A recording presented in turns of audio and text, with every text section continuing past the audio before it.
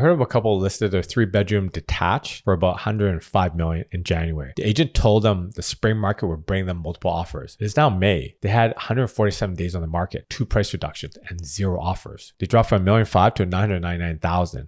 Then $949,000. The listing expired. They relisted with a new agent at $929,000. It's still sitting. Meanwhile, a house 2 streets over, same square footage, sold in 11 days at $957,000. Same neighborhood, same school district, same market. One sold, theirs did not. Their house had 3 things that buyers in 2026 will not tolerate. And those 2 things are sitting on thousands of Toronto listings right now. Your house might have one of them. Here are 5 house types in Toronto that will not sell in this market, and what to do if yours is one of them. I put active and sold data from the MLS across the GTA for Q1 of 2026. The average detached house in Toronto sold in 28 days, but certain types of houses average 90 days or more. Here are the 5 that sit the longest. Type 1, houses on busy roads. Kingston Road, Danforth Avenue, Dundas West, Lawrence Avenue. If your house sits on a 4-lane road with TC buses running past the front door, your buyer pool shrinks by half. Young families will not consider it. The noise, the traffic,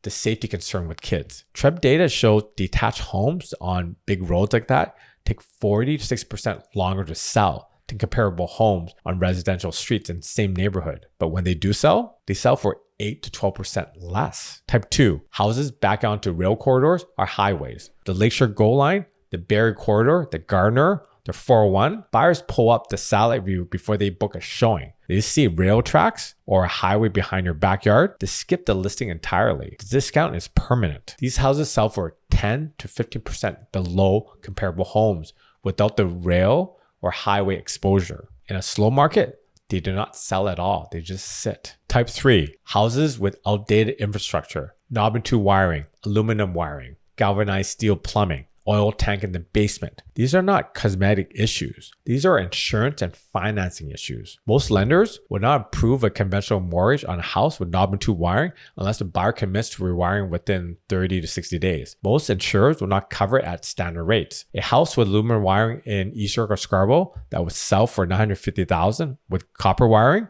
will sit for months at $880,000 with aluminum wiring. The rewiring costs about $15 to $25K. The price discount costs $70,000 or more. Type 4, functionally obsolete layout. Raised bungalows in neighborhoods of 2-story homes.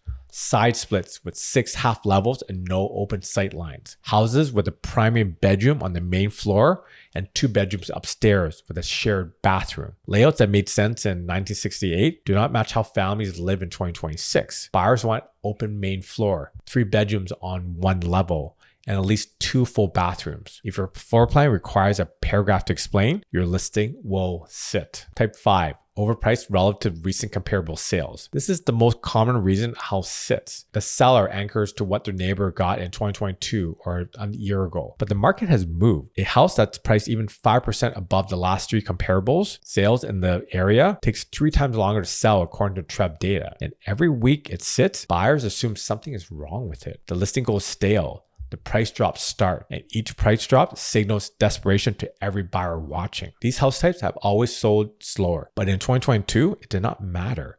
Everything sold. A raised bungalow on a busy road with aluminum wiring still got 5 offers because inventory was at historic lows. 2026 is different. 3 forces are working against these houses simultaneously. Force 1, inventory is up 45% year over year. TRREB reported 12,000 active freehold listings in the GTA in March 2026, up roughly from 8,300 in March 2025. Buyers have choices. When you have choices, you skip the house on the busy road. You skip the house that needs $25,000 in electrical work.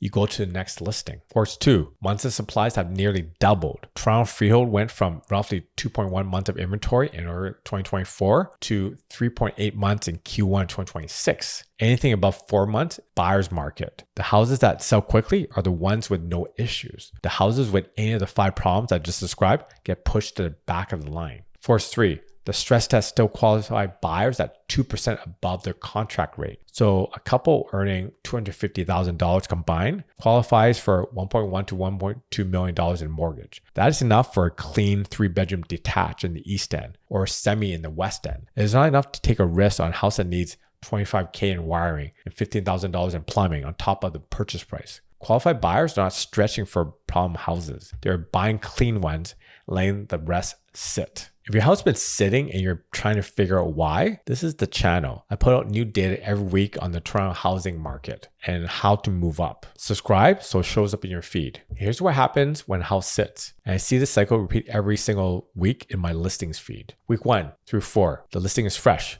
It gets the most traffic in the first 14 days. Open house attendance peaks. Buyer agents preview it. If it does not get an offer in the first 30 days, the listing has already lost its momentum. Day 30 to 60, the first price reduction. The seller drops 25 to 50K. Realtor.ca flags it as a price change.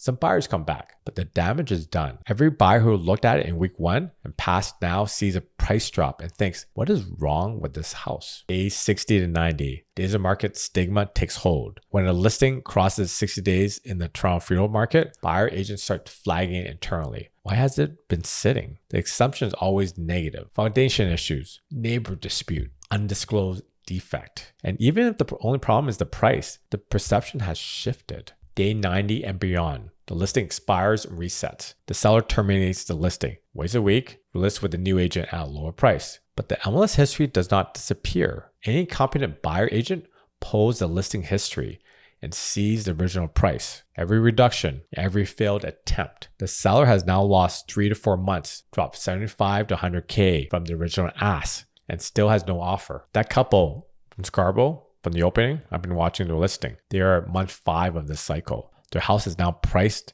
$120,000 below where they started. And the buyers who are looking at it today are lowballing because they know the sellers are desperate. So if your house has any of those 5 traits, here's the framework. Pull the last comparable sales on your street or within 500 meters. Not listings, completed sales. Look at the sold price, the days on market, and whether the house has any of the 5 issues. If clean houses in your area are selling in 20 or 30 days and yours has been sitting for 60, the market's telling you something. Listen to it. Step 2, separate the fixable from the unfixable. You cannot move your house off a busy road. You cannot remove the rail corridor behind your backyard. Those are permanent discounts. Price for them from day 1 instead of discovering the discount after 90 days of sitting. But you can fix the wiring. You can update the plumbing. You can open up a closed floor plan. If the fix costs $20,000 and the price discount for not fixing is $70K, the math is obvious. Step 3, price to the current market, not your purchase price. I know this is the hardest one. You might have bought in 2021 for 1.15 mil. Today, comparable sales are closing at 975. That $175,000 gap feels like a loss, but you're moving up to a bigger house. The same market correction applies to the house you're buying. A house that would have cost 1.4 or more in 2021 is now 1.2 mil. You lost $175,000 on sale. You saved $200,000 on the purchase. The gap is actually working in your favor. Step 4, if your house is clean and still not selling, the problem is the price. Full stop. No amount of staging, professional photography, or open houses will fix a price that is $50K above the market. The market tells you the price. Your job is to listen. So that couple in Scarborough, they listed at $1.5 million in January. 5 months later, $929 and still sitting. $120,000 in price drops. 0 offers. The house backs onto a busy collector road. The wiring is original 1972 aluminum, and they listed $80,000 above the last comparable sale. 3 of the 5 types on one house. That is why it will not sell. Check your house against this list today.